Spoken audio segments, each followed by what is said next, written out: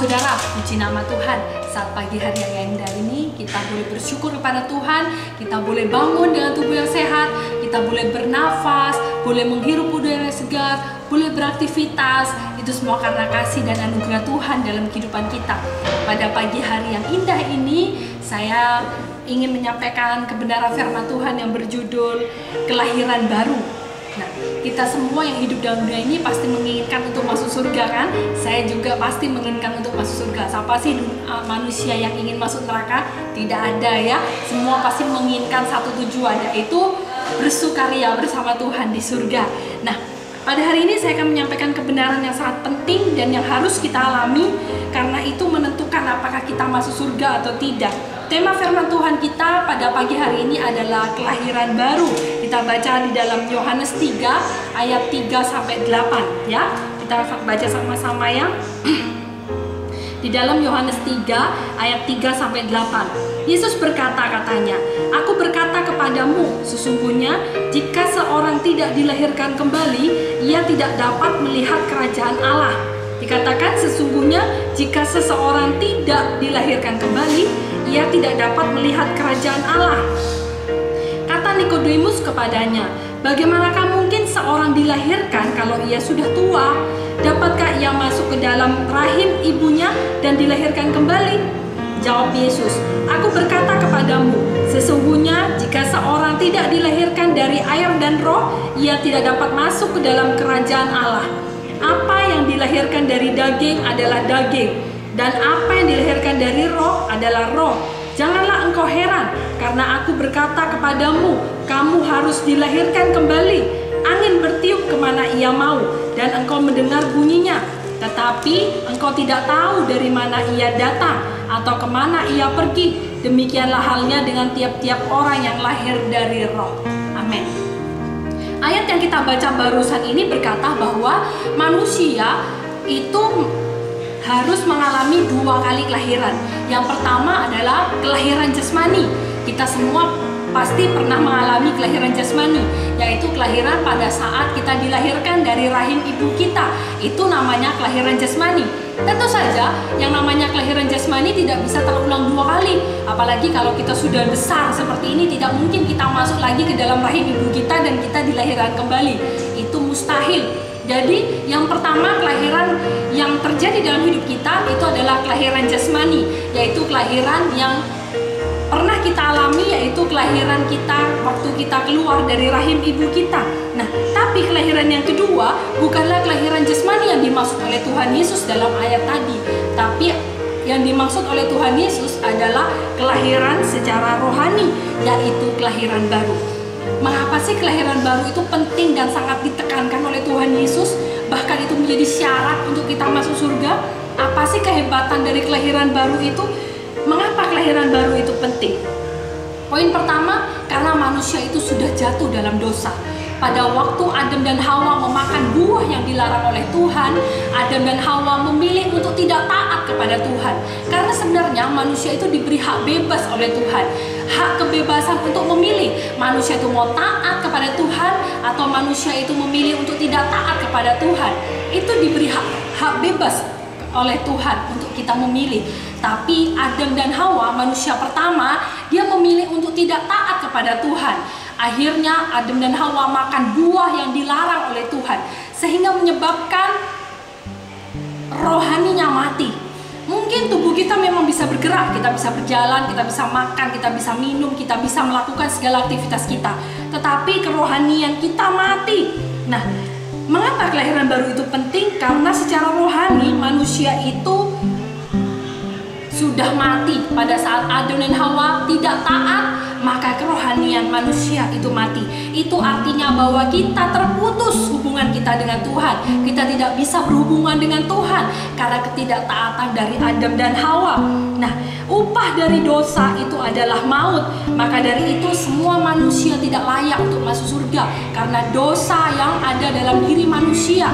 Maka dari itu kita harus sadar bahwa kita membutuhkan karya Allah yang terbesar, yaitu kematian Tuhan di atas kayu salib. Dia adalah penebus kita. Tuhan Yesus adalah juru selamat kita, sehingga orang yang percaya akan kematian Tuhan Yesus di atas salib, dia bisa diselamatkan. Nah, maka dari itu perlu kita mengalami kelahiran baru. Yang kedua, mengapa kelahiran baru itu penting? Karena kerajaan Allah itu adalah kerajaan rohani, bukan kerajaan duniawi. Mungkin kita mungkin bisa menjadi warga negara di kerajaan duniawi dengan mudah, tapi untuk menjadi warga negara kerajaan Allah, kita perlu melakukan kelahiran baru. Maka dari itu kelahiran baru itu sangat penting sekali untuk kita alami dalam kehidupan kita. Kalau begitu, apa sih kelahiran baru itu? Yuk kita belajar sama-sama apa sih kelahiran baru itu. Kelahiran baru itu kalau mau dicatat, boleh dicatat supaya kita sambil belajar dan kita semudah mengingatnya. Apa sih kelahiran baru itu? Kelahiran baru adalah pembaharuan yang dikerjakan oleh Roh Kudus dalam setiap hati setiap orang percaya. Jadi pembaharuan yang dikerjakan oleh Roh Kudus di dalam hati setiap orang percaya kepada Tuhan Yesus. Pembaharuan batin atau rohani itu maksudnya pembaharuan secara total. Pembaharuan secara total, saudara. Nah, jadi mungkin kita berpikir, aku ini seorang teolog, aku ini seorang dosen, aku ini seorang pengajar, otakku pintar, dan aku memahami betul sejarah dari umat Kristiani. Aku mengenal betul Alkitab ini, aku sudah meneliti Alkitab ini. Nah, meskipun mungkin otak kita sudah pintar ya tentang sejarah, tentang teolog, dan bahkan kita menjadi dosen, kita menjadi pengajar, belum tentu orang itu mengalami kelahiran baru dalam hidupnya. Atau mungkin kita sudah pelayanan, kita rajin ke gereja, bahkan tidak pernah absen, kita selalu kita selalu aktif di gereja. Belum tentu orang itu mengalami kelahiran baru. Karena kelahiran baru itu adalah pembaharuan total dalam kehidupannya, pembaharuan batin, rohani.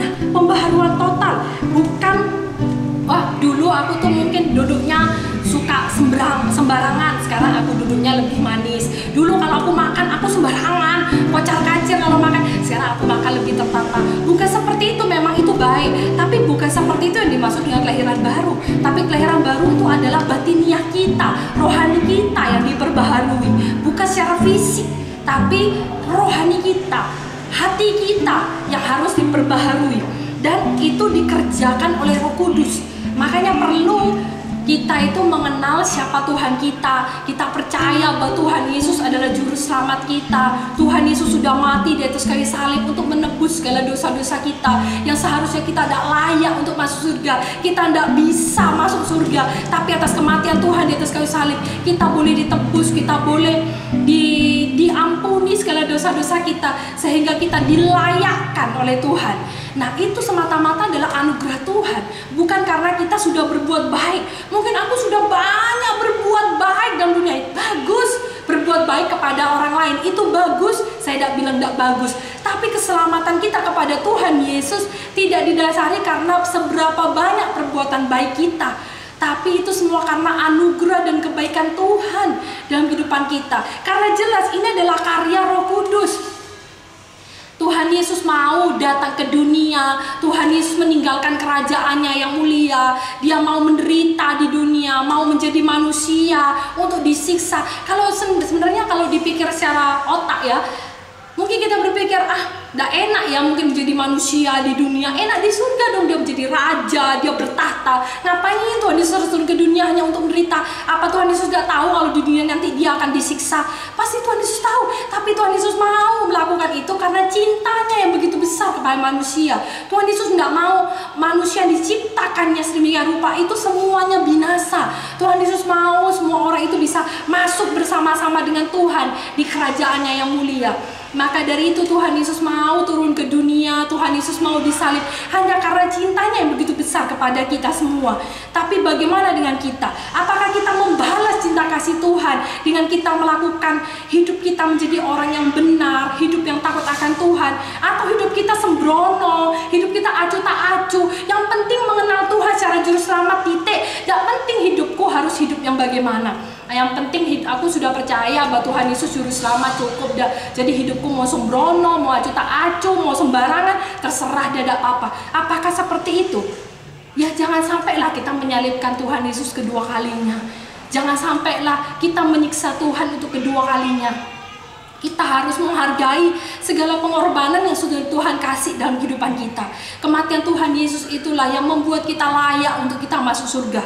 Nah, ya jadi yang kedua, kalau begitu apakah kelahiran baru itu? Yang pertama, kelahiran baru itu adalah pembaharuan batin, pembaharuan rohani kita. Yang kedua itu hanya dikerjakan oleh Roh Kudus. Di dalam Titus 3 ayat 5, coba kita baca. Titus 3 ayat 5 dikatakan, pada waktu itu Dia telah menyelamatkan kita, bukan karena perbuatan baik yang telah kita lakukan, tetapi karena rahmat-Nya, oleh pemandian kelahiran kembali dan oleh pembaharuan yang dikerjakan oleh Roh Kudus. Jelas dikatakan, itu bukan upaya kita, tapi Roh Kuduslah. Karena upaya Roh Kuduslah kita boleh selamat. Ketiga, kalau begitu apa sih kelahiran baru itu? Kelahiran baru itu adalah akibat dari kelahiran baru, kita boleh menjadi ciptaan baru. Mungkin saudara masih agak bingung dengan kelahiran baru. Saya bisa memberikan sedikit contoh yang mempermudah untuk kita bisa mengerti sedikit demi sedikit tentang apa sih kelahiran baru itu. Anda seorang pengusaha yang kaya raya yang ingin membeli sebidang tanah yang cukup luas tentunya. Nah, pengusaha ini akhirnya membeli dari Pak Petani. Pak Petani itu senang sekali karena tanahnya dibeli dengan harga yang cukup mahal. Nah, di tengah-tengah tanah itu ada sebuah rumah kecil yang sangat jelek. Ya, rumah mungkin bisa dibilang gubuk karena jelek banget rumah ini. Nah, tapi karena senang banget Pak Petani ini karena dibeli dengan cukup mahal, dia merasa tidak enak melihat rumah itu jelek. Akhirnya sebelum dipindah tangankan ke pengusaha itu, dia mengecat rumah itu menjadi lebih baik. Nah, setelah rumah itu dicat sedemikian rupa sampai begitu baik, tiba-tiba pengusaha itu datang dan dia kaget sekali dan dia bingung, kenapa rumah ini menjadi sangat bagus. Nah, terus Pak Petani bilang, rumah ini saya cat karena saya merasa uang yang Bapak berikan kepada saya cukup besar, sehingga saya harus memperbaiki rumah ini. Tidak perlu seharusnya Pak Petani, buat apa Bapak mengeluarkan uang hanya untuk mengecat rumah ini? Karena rumah ini akan saya hancurkan. Saya ini membuat sebuah gudang. Buat apa saya menginginkan rumah di tengah tanah ini? Saya hancurkan. Seperti itulah Tuhan ingin pembaharuan total dalam kehidupan kita. Bukan separuh-separuh, tapi pembaharuan total dalam kerohanian kita. Nah, itu yang Tuhan mau. Seperti ada lagu, aku berubah, sungguh aku berubah. Nah, jadi kita berubah itu tidak cuma separuh. Aku berubah cuma dalam hal yang ini saja. Yang lain aku tetap dengan pola hidupku yang lama. Aku tetap hidup dalam kedagingan. Yang berubah hanya 50%, 20% dalam kehidupanku. Tidak seperti itu kelahiran baru. Kelahiran baru itu adalah perubahan total dalam kehidupan kita. Rohani kita dipulihkan. Hidup kita ini bukan milik kita lagi, tapi Tuhanlah yang memiliki hidup kita. Tuhanlah yang berkuasa penuh atas kehidupan kita, dan Tuhanlah yang bertahta atas kehidupan kita. Tuhanlah itu adalah nahkoda dalam kehidupan kita. Nah, jadi kita harus melakukan segala sesuatu dalam kehidupan ini seperti kita melakukannya untuk Tuhan. Itu adalah orang yang mengalami pembaharuan budi, karena dia terus memperbarui hidupnya, dia terus memperbarui pikirannya untuk terus memuliakan nama Tuhan. Nah, jadi kita perlu mengundang Tuhan Yesus itu masuk dalam kehidupan kita. Kita perlu membuka hati kita. Melalui apa? Melalui pendengaran firman Tuhan. Kita terus diubahkan. Mulai dari kita suka memuji Tuhan. Mungkin kita sering mendengarkan renungan-renungan. Saat teduh kita. Kita terus diperbaharui iman kita. Karena iman timbul dari pendengaran. Terus kita diperbaharui. Supaya apa? Firman itu masuk dalam hati kita. Bertumbuh, berakar, dan berbuah dalam kehidupan kita, sehingga firman itu menjadi penerang dalam setiap langkah kita. Saat kita berbuat salah, firman Tuhan menegur kita, jangan kamu melakukan itu tidak baik, apa yang kamu lakukan itu salah. Firman Tuhan terus menegur. Kalau kita tidak pernah baca firman, kita tidak pernah berdoa, kita tidak pernah saat teduh, firman Tuhan itu akan mati dan kerohanian kita akan mati. Karena kita harus terus memberi makan bagi rohani kita. Jangan hanya jasmani aja yang kita beri makan, tapi kerohanian kita perlu kita kasih makan supaya kerohanian kita tidak mati. Karena kerohanian kita, firman yang kita dengar, mungkin puji-pujian yang sering kita nyanyikan, itu akan memberikan kepada kita itu penerangan saat kita melakukan kesalahan. Tuhan tegur kita. Terus pembaruan budi itu akan diperbarui sedikit-sedikit sampai kita menjadi tahap kesempurnaan, yaitu saat kedatangan Tuhan kedua kalinya, yaitu Tuhan menyempurnakan kita secara sempurna. Nah saudara, bagaimana kita bisa melakukan, bagaimana kita bisa dilahirkan baru? Mungkin kita bilangnya, aku mau dilahirkan kembali, aku mau berubah, aku mau bertobat, aku mau mengalami kelahiran baru dalam hidupku. Tapi bagaimana caranya? Bagaimana caranya aku bisa menjalani kelahiran baru ini? Bagaimana kita bisa dilahirkan baru? Yang pertama, sadarlah bahwa kita ini orang yang berdosa. Kalau kita berpikir, aku ini orang yang sudah sempurna, aku tidak pernah melakukan kesalahan dalam hidupku, aku selalu betul, apa yang aku lakukan selalu betul, keputusan yang aku ambil selalu betul, dan aku tidak pernah mengakui bahwa diriku ini pernah salah, aku selalu benar. Itu adalah orang yang sombong dan itu tidak dibenarkan oleh firman Tuhan.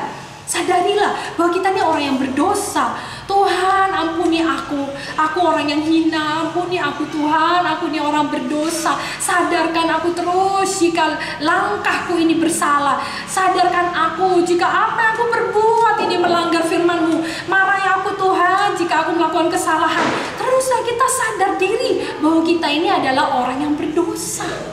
Nah, jangan kita angkuh dengan kita berkata, aku ini orang benar, sehingga aku tidak butuh Tuhan. Aku tidak butuh Tuhan, karena aku ini bisa sendiri tanpa Tuhan. Nah saudara, seperti saya pernah ingat cerita seperti seorang pemungut cukai dan orang Farisi. Orang Farisi berkata, Tuhan, aku sudah melayani Engkau, aku sudah melakukan semua hukum Taurat, aku sudah ini, sudah itu, sudah ini. Nah bagaimana dengan orang pemungut cukai? Pemungut cukai berkata, dia bahkan memukul dadanya, Tuhan, aku orang berdosa, ampuni segala dosaku. Siapa yang dibenarkan oleh Tuhan? Pemungut cukai ini yang dibenarkan oleh Tuhan. Tuhan mau saat kita menghampiri tahtanya yang kudus, Tuhan mau kita memiliki hati yang rendah hati, bukan datang kepada Tuhan dengan segala kesombongan kita. Sadarilah saudara bahwa kita ini orang yang berdosa dan kita tidak layak di hadapan Tuhan. Tapi Tuhanlah yang melayakkan kita di hadapannya, sehingga kita boleh menjadi pribadi yang layak. Itu karena anugerah Tuhan, bukan dari kita sendiri. Itu yang pertama. Yang kedua, kita harus bertobat. Bertobat itu bukan hanya aku sudah kapok berbuat jahat, jadi aku mau berubah menjadi berbuat baik. Bukan seperti itu. Tapi benar-benar meninggalkan cara hidup kita yang lama. Mungkin dulu kita suka jatuh dalam hal cinta uang. Mungkin kita suka jatuh dalam hal kesombongan. Mungkin kita sudah pernah jatuh dalam hal iri hati. Mungkin kita pernah jatuh dalam akar kepahitan, dendam kepada orang lain. Dan saat ini kita mau berubah menjadi pribadi yang lebih baik. Itu bukan hanya separuh-separuh, tapi benar-benar berubah 180 derajat.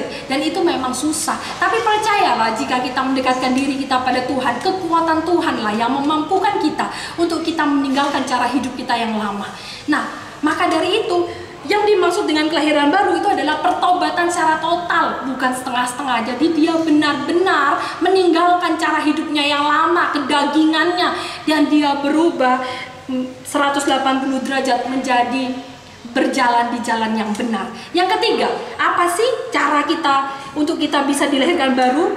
Terima Yesus sebagai juru selamat kita. Menerima Yesus sebagai juru selamat kita. Di dalam Yohanes 1 ayat 12. Coba kita baca Yohanes 1 ayat 12. Dikatakan, tetapi semua orang yang menerimanya diberinya kuasa supaya menjadi anak-anak Allah, yaitu mereka yang percaya dalam namanya. Nah, jadi kita harus mengizinkan Tuhan untuk masuk dalam hati kita. Tuhan Yesus bertahta atas diri kita. Tuhan Yesus berdaulat atas diri kita. Tuhan Yesus menjadi raja atas diri kita. Dia pegang kemudi dalam kehidupan kita. Itu yang Tuhan mau. Dan selanjutnya kita mengambil keputusan untuk dibaptis, di mana kita bertumbuh, berakar dan berbuah. Kita menjadi teladan bagi orang lain. Kita bisa memberitakan, menjadi saksi-saksi Tuhan dimanapun kita berada, sehingga semua orang yang tidak mengenal Tuhan, lingkungan-lingkungan kita yang tidak mengenal Tuhan, bisa melihat kehidupan bisa melihat Kristus di dalam hidup kita. Itu yang Tuhan mau dalam kehidupan kita. Nah, ayo saudara, kita sama-sama belajar, karena tidak ada cara lain selain kita harus mengalami kelahiran kedua, yaitu kelahiran baru. Untuk kita bisa masuk surga, kita harus mengalami kelahiran baru. Amin. Mari kita berdoa saudara. Terima kasih Bapa. Saat ini Tuhan, kami sudah mendengar firman-Mu, bagaimana Engkau menegur kehidupan kami. Tuhan, segala dosa kami. Jika selama ini mungkin kami hidup dalam kedagingan kami, mungkin kami hidup seenak kami sendiri, mungkin kami hidup acuh tak acuh, mungkin kami hidup semau buah sendiri ya Bapa.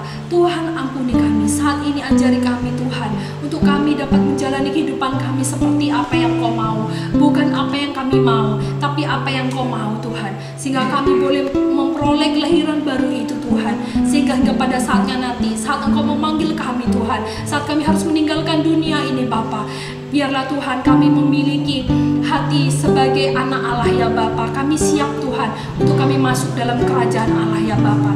Terima kasih ya Bapa, terima kasih Roh Kudus. Kami percaya Tuhan Engkau mendengar setiap seruan-seruan kami, Engkau mendengar setiap doa-doa kami ya Bapa.